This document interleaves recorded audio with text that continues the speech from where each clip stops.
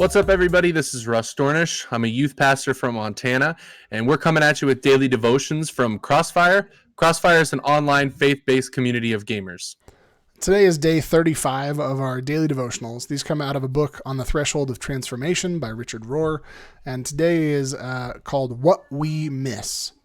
Those who are well have no need of a physician, but those who are sick, I have come not to call the righteous, but the sinners. And that comes from Mark 2:17 or Mark 2:17. It is seemingly necessary to experience alienation and aloneness, the path of the fall, before we even desire the path of the return.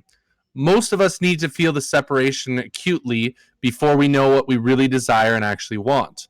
We can't enter the garden freely on our own until we've become separated from the garden. The so-called fall of Adam and Eve is not something unfortunate that happened. It is a blueprint for what will and probably must happen for each of us. What it all boils down to is this. One day, a man must wake up, or a person must wake up and realize, I am a complete dumbass. I'm sick and tired of being sick and tired. And that's in quotes. Mature spirituality might well be only that it begins at this point. So the question today is, at what point did I begin to understand what I truly long for and what I miss? Russ, I'm going to pose that question to you.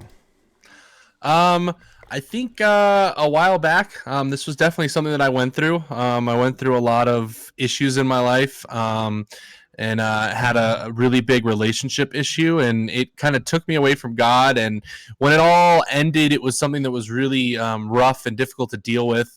But I decided that was the point that I realized I really missed God. That was kind of my exit from the garden. My exit from the fall was during that time. And finally kind of hitting that rock bottom definitely turned me around and put me in the right direction. So I think the best thing that I could say, it definitely made me long. It made me really, really long to kind of get back in that position. What about you, Dave? I'm experiencing this a lot right now. At what point do I begin to understand what I truly long for and what I miss?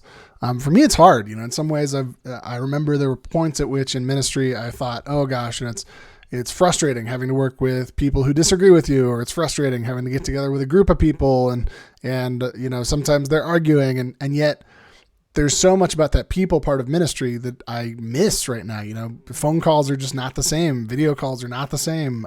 Conference calls over Zoom are just not the same. So I'm experiencing a lot of that grief and loss and longing for gathering in person as the body of Christ again.